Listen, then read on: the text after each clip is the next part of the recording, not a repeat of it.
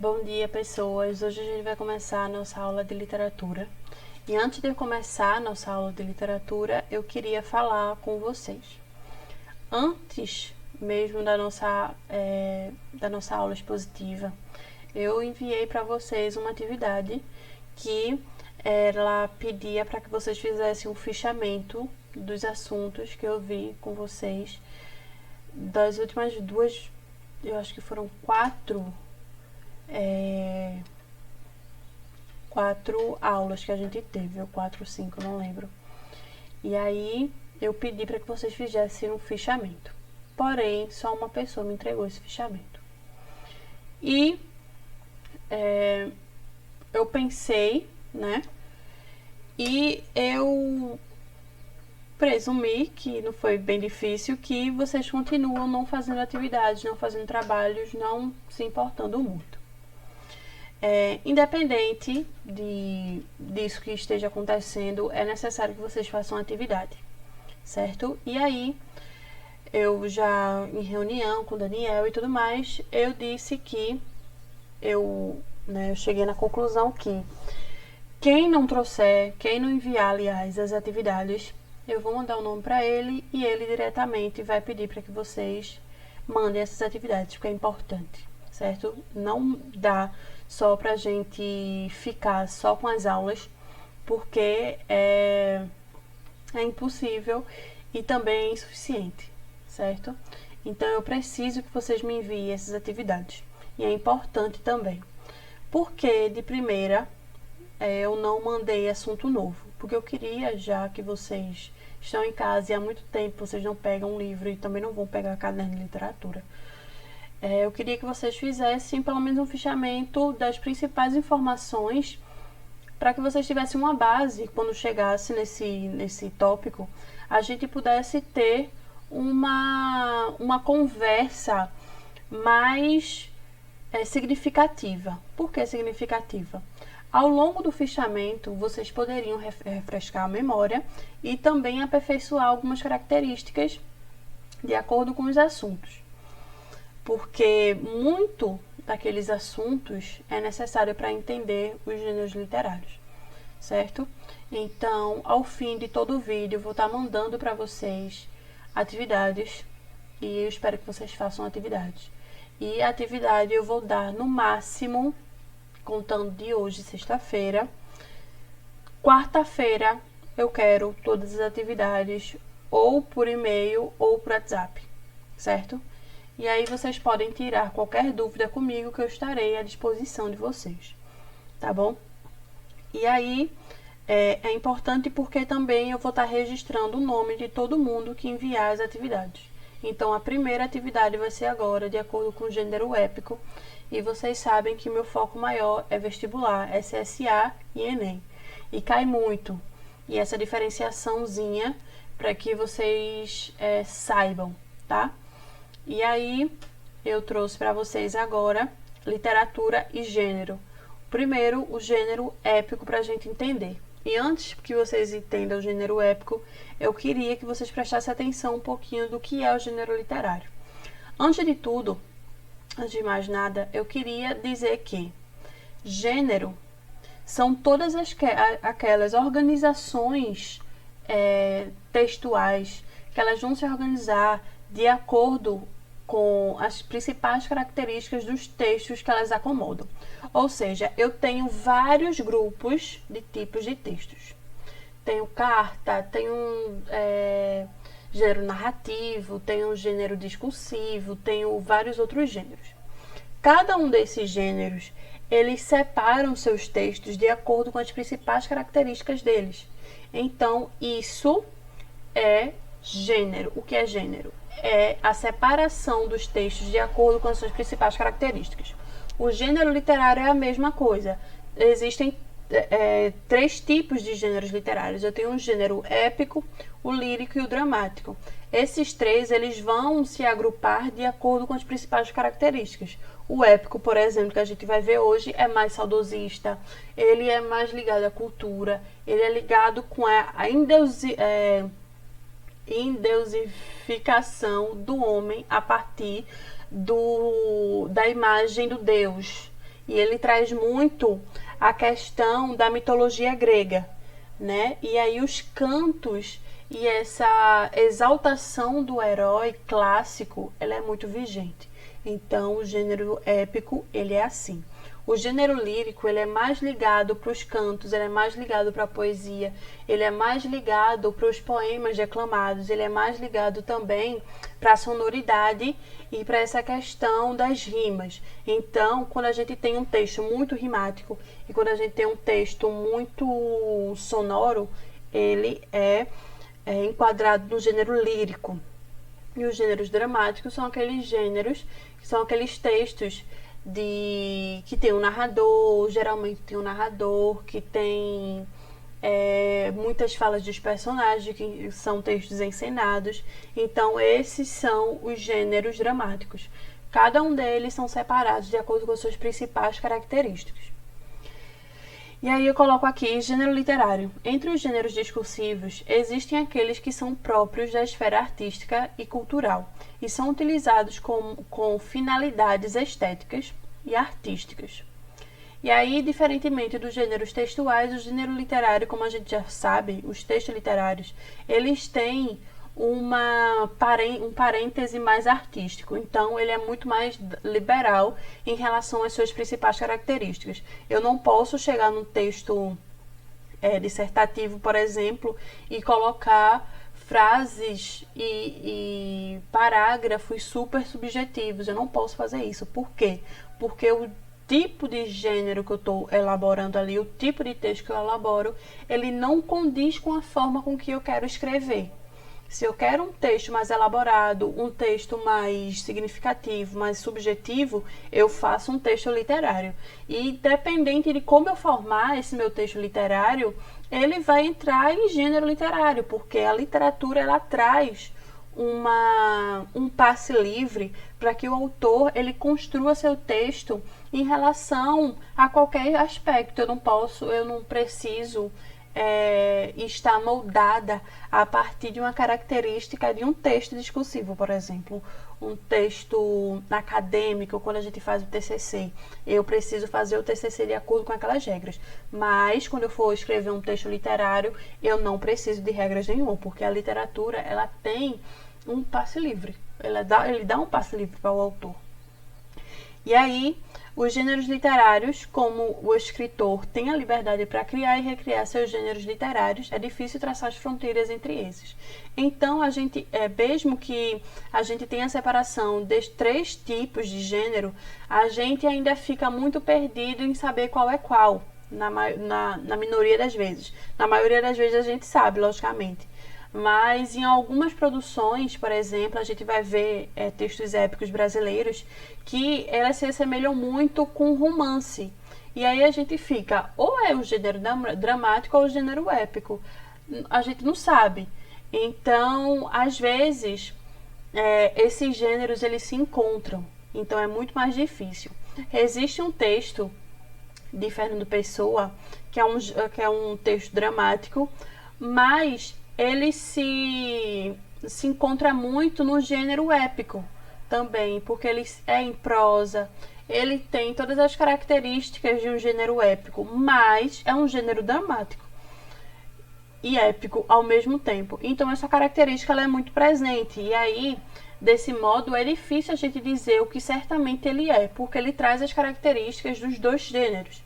Então isso acontece no gênero literário, diferentemente do gênero textual, porque o gênero textual eu não posso trazer como eu posso dizer? Eu não posso trazer aspectos da carta, do texto do gênero carta, e eu não posso trazer dentro do gênero não posso trazer dentro do texto conto, por exemplo. Porque a carta ela tem características e o conto ele tem outras características, então não dá certo. Então ele não admite, porque é um gênero textual, o gênero literário ele admitiria. E aí os gêneros literários. O termo gênero é utilizado nas diferentes formas de arte para denominar o conjunto de obras que apresentam características semelhantes de forma e de conteúdo. A primeira tentativa de organizar a produção literária de acordo com as características das obras foi feita por Aristóteles, na Antiguidade Clássica. E a divisão aristotélica de gêneros baseia-se em dois critérios: o conteúdo e a forma assumida pela narração, que aí é o que a gente tem também agora.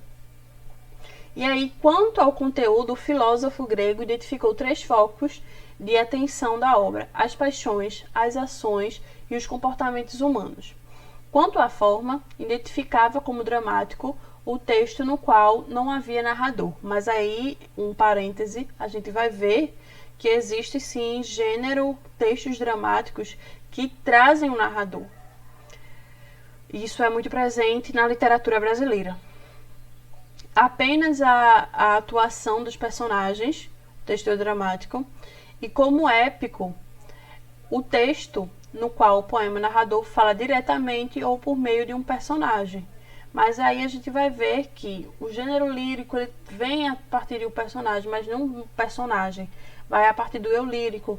E aí a gente vê também que o gênero épico ele vem também por trás de um personagem, como ele fala aqui. O texto dramático também vem atrás de um personagem, na maioria das vezes, quando a gente tem o narrador personagem. Então essa junção aqui de informações, ela às vezes é muito vaga, né? Porque a gente fala de uma conclusão do que é gênero na Idade Clássica. Então aí algumas características vão mudar. E Aristóteles ele não tratava especificamente da produção lírica. E aí, quando a gente fala de Aristóteles, essa coisa mais clássica, o período mais clássico, o que reinava mais eram textos mais épicos, e por isso que a produção épica do período clássico é muito grande. E de 3 categorias básicas ou gêneros literários, nós temos o épico, o lírico e o dramático. O gênero épico traz uma característica, como eu já disse a vocês, uma exaltação do homem, do belo, do homem, a partir da imagem dos deuses. E aí traz uma mitologia. Se vocês viram Troia, o filme, traz muito essa coisa de mitologia, dos países. E eles trazem também as primeiras formações, as primeiras ideias de sociedade. Então, a separação social, a ascensão do homem em relação ao outro, vamos dizer, a outra sociedade, guerras também, eles falam muito sobre guerras. E aí nós temos a definição: todos os povos têm as suas narrativas. A forma como as organizam pode variar, os meios através dos quais circulam podem ser diferentes, mas o fato é que contar histórias parece ser uma atividade própria da natureza humana. E aí a gente abre outro parêntese aqui. Eu digo a vocês que não existe sociedade, não existe construção social sem a produção literária. Quando a gente vê as cartas de Pedro Álvares Cabral, quando ele conta a sua descoberta, ele está trazendo ali uma produção literária com fatos históricos, mas também com a subjetividade da literatura. Então, não deixa de ser literatura se ele não trouxesse a parte mais subjetiva, se ele contasse só o que ele estivesse vendo de uma forma mais literal, de uma forma mais objetiva. Não deixaria de ser literatura. Como também não deixa de ser carta histórica e literária a sua forma de escrever, que é mais objetiva, que é mais desse processo do humanismo no século XVI. Ele traz essas coisas da subjetividade, vindo mais do descobrimento, da ciência e tudo mais. Mesmo que tenham características científicas nesses textos de descobrimento, de geografia, ele não deixa de ser um texto literário, certo? E aí, dos poemas orais ao romance contemporâneo, a literatura registra a trajetória das narrativas e seu estudo nos ajuda a compreender as mudanças formais de conteúdos por que passaram.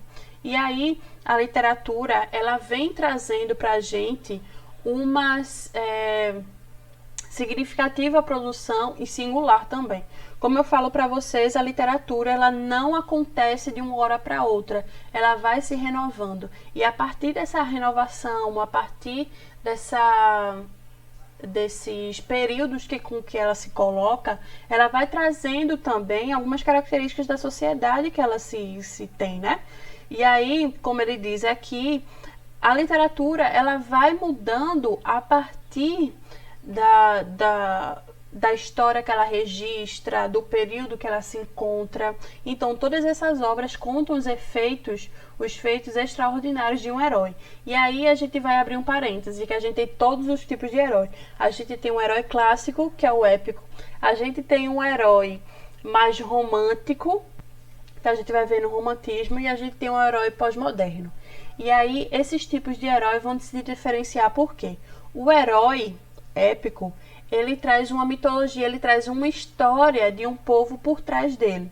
O herói clássico, o herói mais romântico é o herói antes do herói romântico tem o herói também do humanismo, que ele é o herói, aquele príncipe encantado que vai resgatar a princesa, que vai idealizar a sua mulher, mas não tão forte como o romantismo. O herói do romantismo, ele tenta ser uma figura, como eu posso dizer a vocês, uma figura primordial para aquela mulher.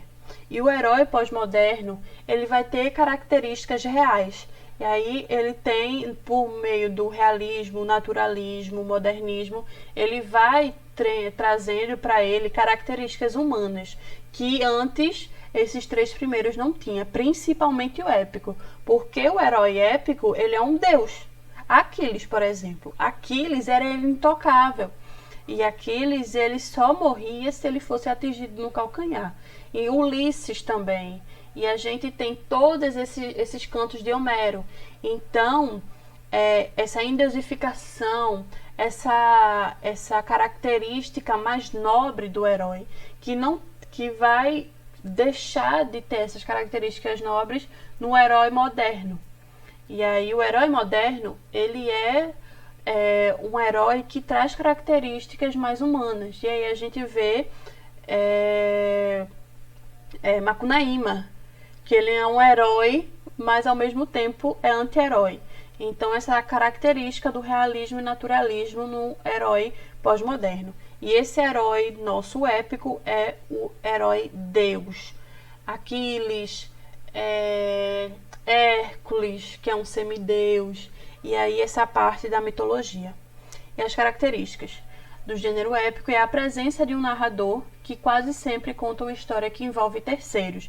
Isso implica certo distanciamento entre o narrador e o assunto tratado. Ou seja, o narrador, quando ele se distancia da personificação de um personagem, ele traz como distanciamento do assunto. Ou seja, ele traz mais do que ele vê do que o assunto próprio. Então, esse narrador muitas vezes traz essa característica. E envolvendo terceiros é que ele conta uma história de outros e não dele.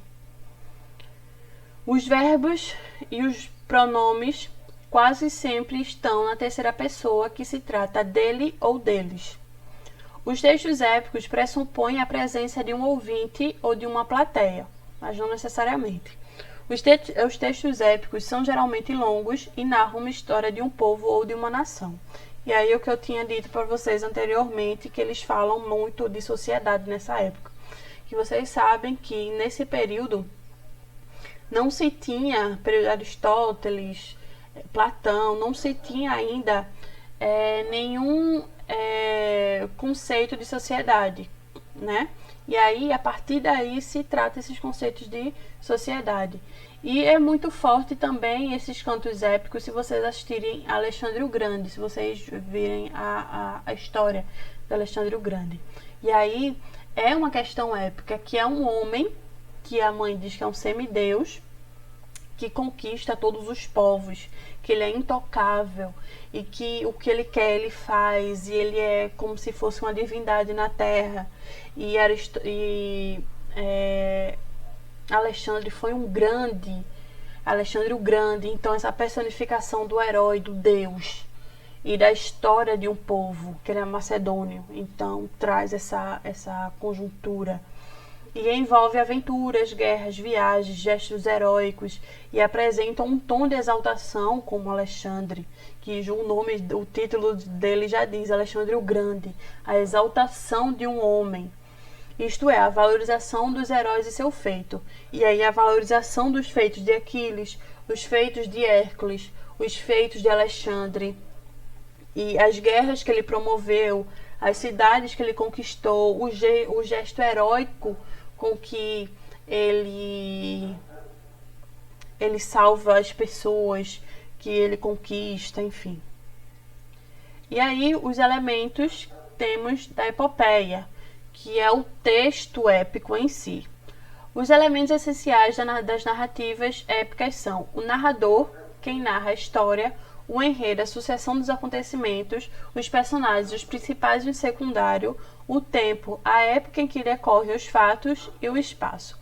E aí a primeira noção de narrador, todo aquele que conta a história. O enredo é a história em si acontecendo. Os personagens são quem participa dessas histórias. E o tempo é dito pelo tempo que essa história, que o enredo acontece. E o espaço é onde essa história acontece. E o tempo, ele pode ser cronológico, que eu não botei aqui, cronológico, e ele pode ser psicológico.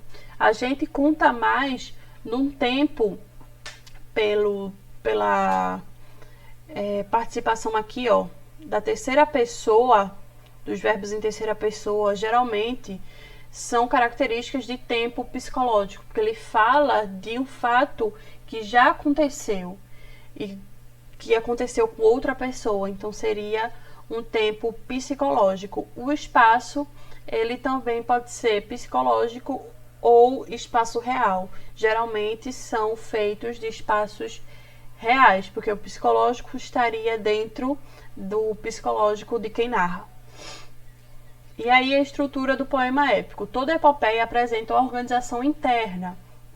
Como se trata de um poema longo, a epopeia é dividida em várias partes, denominadas cantos. E aí as partes não são estrofes, são cantos. Então, na estrutura, os contos são organizados de modo a cumprir uma função pré-estabelecida. É a mesma coisa quando a gente tem a introdução, desenvolvimento e conclusão de um texto dissertativo. A proposição, o poeta define o tema e o herói de seu poema, como se fosse a introdução. A invocação, o poeta pede à musa que lhe inspire para desenvolver com maestria o tema de seu poema. É como a gente pode falar também, essa característica aqui, ela representa muito da mitologia e da crença do período clássico, né? Essa coisa da musa, da ninfa e tudo mais. Que seria também, essa parte de invocação seria como se fosse a introdução. A narração, o poeta narra a aventura. E a conclusão, o poeta encerra sua narrativa após relatar os feitos gloriosos que marcam a trajetória do herói. E aí, na epopeia clássica, os deuses são apresentados como seres reais que ajudam ou prejudicam o herói, dependendo de seus caprichos. Também, os perigos enfrentados pelo herói são extraordinários. Então, os perigos, independente do tamanho do perigo que ele seja, como a gente falou, de um herói mais endeusificado, esse perigo, esses eventos extraordinários não seria nada, porque aí teriam exaltação, como a gente viu aqui, né? A exaltação, a valorização desse herói. Então, quanto mais perigoso, quanto mais formas perigosas que ele tenha desempenhado, ajuda para que a sua figura seja mais exaltada, seja mais valorizada como herói. Outro aspecto presente na epopeia clássica é a preocupação em informar a todo instante a que povo pertence o herói e sua família. Como eu disse para vocês anteriormente, que o orgulho pátrio é muito forte nesses textos. Os poemas contribuem para divulgar a ideia de identidade de uma pátria. Tal característica pode ser mais bem compreendida se lembrarmos que no momento em que essas narrativas surgem, a noção de Estado ainda não estava definida e a organização social variava muito. E aí, o poeta grego Homero foi fundador da poesia épica, a quem se atribui as obras-primas Ilíada e Odisseia. Além dessas obras, um grande exemplo de epopeia é a obra Os Lusíadas, do escritor português Luís de Camões. Daqui a pouco a gente vai fazer eu vou ler para vocês, a gente vai fazer uma análise de um trecho, de um canto desses dois textos, Ilíada e Odisseia, para a gente ter uma noção de análise, que é a mesma coisa que a gente vem vendo por aí, desde as primeiras aulas. E aí depois a gente vai lendo epopeias também brasileiras, poemas épicos brasileiros, Caramuru, de Santa Rita Durão, e o Uruguai, de Basílio da Gama, que a gente vai ver ainda. Agora, esses, acho que vocês vão ver no final do ano, a gente vai ver no final do ano com arcadismo, mas é bom a gente ler um pouquinho para a gente ter mais propriedade quando a gente for ver mais tarde, tá? E aí, analisando o texto, a gente tem Ilíada, de Homero, que a Ilíada, que é o primeiro trechinho aqui, descreve os acontecimentos da Guerra de Troia, que teria ocorrido no século 13 a.C., e ainda as aventuras entre os guerreiros gregos e troianos. E aí, Ilíada. Canta-me, ó deusa, do peleio Aquiles. E aí a gente já começa, como eu já disse a vocês aqui, o primeiro verso, canta-me, ó deusa, que aí tem a característica, deixa eu voltar aqui para vocês, a característica da primeira, que ele define, que ele traz o herói que ele trata, que ele falou de Aquiles, que é a proposição, que ele já começa com a proposição e a invocação. Ele invoca a deusa para que ela fale sobre, para que ela ajude ele a completar essa epopeia. E aí a narração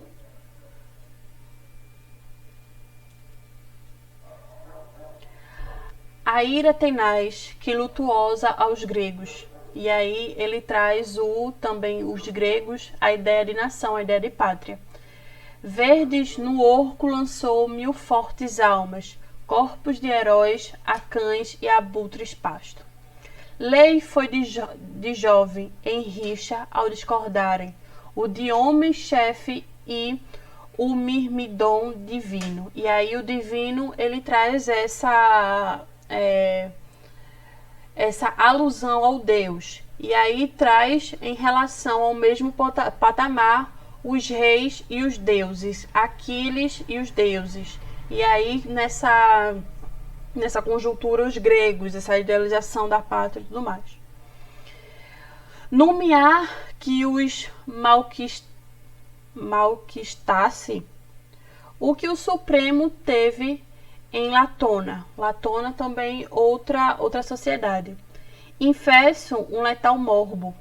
No campo Ateia, o povo parecia, como se fosse que o povo pareciam ateus com o castigo dado, o castigo chegado pelas guerras. Só porque o rei desacatara a crise, com ricos dons remir, viera a filha, aos alados baixéis, nas mãos o cetro e a do certeiro Apolo em fula sacra. E Apolo também outro herói. E aí ele está dizendo que a partir do canto dos deuses, a partir do grande Aquiles, a Grécia, ela traz consigo a unção dos deuses para que eles tomem essas terras. E as terras tomadas é como se fossem homens ateus que, para não cultivar os deuses, trouxeram a guerra para sua sociedade e tudo mais. E aí o segundo, Odisseia, que ela descreve a aventura do herói Ulisses em sua volta para a ilha Ítaca após da guerra de Troia. Odisseia. Canta, ó musa, a mesma coisa do primeiro, né? A invocação da musa. O varão que astucioso, rosa e leão santa, errou de clima em clima, viu de muitas nações costumes vários, mil transes padeceu no equóreo ponto. Ou seja, ele está trazendo aqui a musa inspiradora. Ele traz também do que ele vai falar, e ele traz também das várias sociedades que ele encontra, e aí as primeiras noções de sociedade naquele tempo. Por segurar a vida e aos seus à volta. Baldo, afã, pereceram, tendo insanos, ao claro e periônio, os bois comidos, que não quis para a pátria alumiá-los. Tudo, ó prole ideal, me aponta e lembra. Ou seja, ele está trazendo aqui um clamor para que os deuses iluminem a pátria e não deixem que nada aconteça. E aí, a partir dessa nossa breve análise, me falem aí as dúvidas de vocês e me mandem para que a gente possa discutir. Eu vou ver uma forma que a gente possa interagir de uma forma mais